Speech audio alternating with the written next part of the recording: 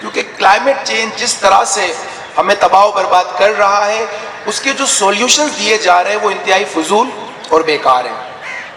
کیونکہ شور اٹھتا ہے، لوگ ریلیاں نکالتے ہیں، لوگ کلائمیٹ پر بات کرتے ہیں، تو یہ کچھ آرٹیفیشل ٹائپ کے سولوشنز جو ہے وہ اس طرح سے دیتے ہیں.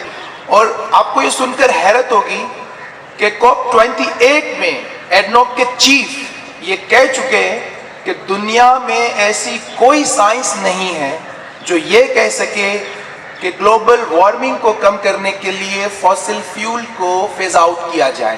اگر کوئی خوف میں مبتلا ہو تو گورنر ہاؤس چلے آئیں، اس بیل کو بجائیں. آپ کا یہ اپنا گورنر، عوامی گورنر آپ کے شانہ بشانہ کھڑے ہو کے آپ کا مسئلہ حل کرے گا انشاءاللہ تعالی.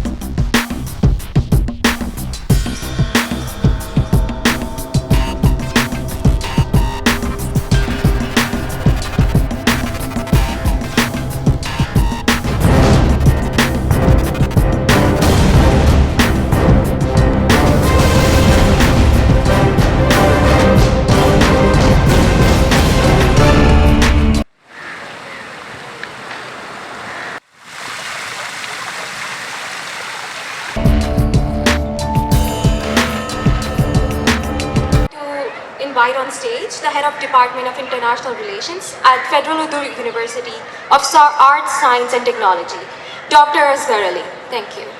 آج جیسا کہ آپ سب جانتے ہیں کہ ایکولوجی اور انوائرمنٹ پر ہم سب یہاں جمع ہوئے ہیں، اسکول کے بچے بھی سامنے بیٹھے ہوئے ہیں اور بھی مختلف مہمانان یہاں تشریف لائے ہیں. تو چونکہ موضوع انوائرمنٹ ہے تو میں ابھی حال ہی میں ہونے والے COP28 کے حوالے سے بات کرنا چاہوں گا. کانفرنس آف دا پارٹیز 28 جو ابھی ریسنٹلی UAE دبئی میں منعقد کی گئی تھی، وہ شروع دن سے ہی ایک مذاق رہا. ایک ایسا ملک جس کی معیشت ہی آئل اینڈ گیس پر مبنی ہو، وہ ملک COP28 کو ہوسٹ کر رہا تھا. اور ایڈنوک جو کہ نیشنل آئل کمپنی ہے، اس کے چیف شیخ سلطان الجابر COP28 کے پریزیڈنٹ تھے. بہرحال ہم نے دیکھا کہ COP28 میں دنیا بھر کی کمپنیز نے حصہ لیا. انہوں نے وہاں پر یہ تو ضرور کہا کہ ہم جو گلوبل ایمیشن ہے اسے کم کرنے کی کوشش کریں گے، لیکن ہم ڈرلنگ کو نہیں روکیں گے. یعنی کہ ہم آپ کو صحت مند تو بنانا چاہتے ہیں لیکن آپ کو زہر بھی دیتے رہیں گے. تو یہ ایک ایکولوجیکل جو ڈیویسٹیشن ہے یہ چلتی رہے گی. کیونکہ میرا یہ خیال ہے کہ ماحولیات کے حوالے سے COP28 کو جو کچھ فیصلے کرنے تھے اتفاق سے وہ نہیں کر سکی ہے. UNDP کی رپورٹ کے مطابق ہماری دنیا کا جو گلوبل ٹیمپریچر ہے یہ 2.7 کی طرف بڑھ رہا ہے، جبکہ اسے 1.5 تک محدود کرنے کی ضرورت ہے.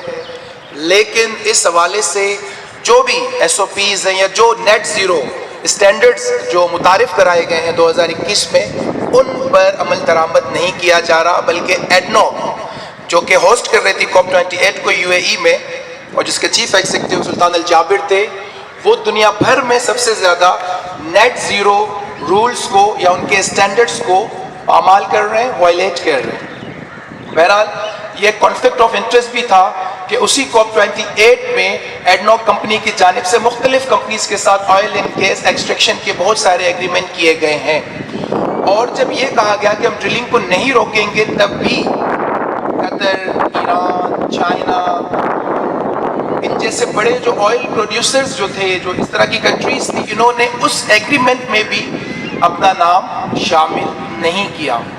تو میرا خیال ہے کہ یہ جسٹ کانفرنسز سے یا کلائمیٹ اویئرنیس سے یہ معاملہ حل نہیں ہوگا، کیونکہ ریاستیں، ملٹی نیشنلز اور جو کیپٹلسٹ کلاس ہے یہ اپنے پروفٹ سے دستبردار نہیں ہوگا جب تک کہ کلائمیٹ جسٹس کے حوالے سے ایک ماس موومنٹ کریٹ نہیں ہوتی، جب تک کہ کلائمیٹ چینج کے حوالے سے ایک بہت بڑی عوامی ابھار کو پیدا نہیں کیا جائے گا.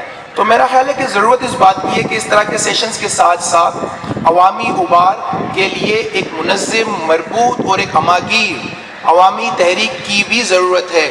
کیونکہ کلائمیٹ چینج جس طرح سے ہمیں تباہ و برباد کر رہا ہے، اس کے جو سولوشنز دیے جا رہے ہیں وہ انتہائی فضول اور بیکار ہیں. کیونکہ شور اٹھتا ہے، لوگ ریلیاں نکالتے ہیں, لوگ کلائمیٹ پر بات کرتے ہیں, تو یہ کچھ آرٹیفیشل ٹائپ کے سولوشنز جو ہے وہ اس طرح سے دیتے ہیں. آج صبح بھی اتفاق سے ورلڈ بینک کا ایک ڈیلیگیشن ہماری یونیورسٹی آیا ہوا تھا اور کلائمیٹ چینج کے حوالے سے ہی آیا ہوا تھا. یعنی کہ یہ تھوڑا سا کمپنسیٹ کرنے کی بھی کوشش کرتے ہیں کہ جو دنیا بھر میں جو تباہی بربادی ہو رہی ہے.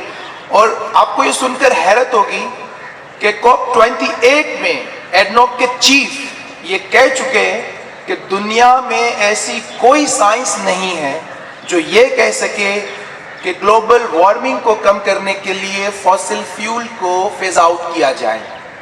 جناب یہ تو سائنس کو ہی نہیں مانتے ہیں. یعنی کہ دنیا بھر کے جو ارتھ سائنٹسٹ ہیں, دنیا بھر میں جو ارتھ سسٹم کے ایکسپرٹس ہیں, جتنے انوائرمنٹلسٹ ہیں, جتنے انوائرمنٹ کے ایکسپرٹس ہیں, ان کی رائے ایک طرف اور چیف کی رائے, ایڈنوک کمپنی کے چیف کی رائے, national oil company of U A E کی چیف کی رائے ایک طرف ہے. تو یہ کانفلکٹ آف انٹرسٹ بھی ہے اور یہ روگردانی ہے اور یہ میسج بھی ہے کوپ 28 کا, کانفرنس آف دی پارٹیز 28 کا, اور 29 والا بھی باکو میں ہونے جائے گا اسی سال, کہ ہم نہ تو گلوبل ایمیشن کو کم کرنے میں سنجیدہ ہیں, نہ ہی ہم کاربن ایمیشن کو کم کرنے میں سنجیدہ ہیں. ہماری کمپنیز, ہماری ملٹی نیشنلز اسی طرح اپنے پروفٹ کو بڑھاتی رہے گی. چونکہ اب دنیا بھر میں انہی ملٹی نیشنل کمپنیز کا ایک راج ہے. یہ جو ریاستیں ہیں, جو اسٹیٹس ہیں جنہیں ہم ملک کہتے ہیں, یہ ان کے جسٹ فیسیلیٹیشن سینٹرز ہیں, یہ ان کے سہولت کار ہیں. اصل پالیسیز تو یہی بناتے ہیں. دنیا بھر کی جو پارلیمنٹ ہاؤسز ہیں یہ جسٹ ایک سہولت کار کا کردار ادا کر رہی ہے, کیونکہ ان پارلیمنٹ میں بھی انہی کمپنیز اور اسی طرح کے کیپٹلسٹ لوگ ہی بیٹھے ہوئے ہوتے ہیں. کہیں پر ان کو آپ فیوڈل لارڈز کہہ لیں, کہیں پر ان کو آپ کمپنیز کے نمائندوں کے طور پر کہہ لیں, کیونکہ یہ ان کے الیکشن کمپین پر بہت بڑی بڑی انویسٹمنٹ کرتے ہیں. اور یہ پارلیمنٹ میں دنیا بھر میں یہ جا کر انہی کی پالیسیز کو ٹوک کرتے ہیں. تو لہٰذا اس طرح کی پالیسیز, چاہے وہ کلائمیٹ پینل کی پالیسیز ہوں, وہ UNDP کے حوالے سے بات کی جائے, UNO کے حوالے سے بات کی جائے, وہ تمام کی تمام پالیسیز کے پیپرز بہت اچھے ہوتے ہیں, بہت خوشنما, دیدہ زیب, خوبصورت, لیکن ٹرکل ڈاؤن پالیسی کو اگر آپ دیکھیں گے, آن گراؤنڈ پالیسی کو اگر آپ دیکھیں گے, تو آپ کو کچھ بھی نظر نہیں آئے گا.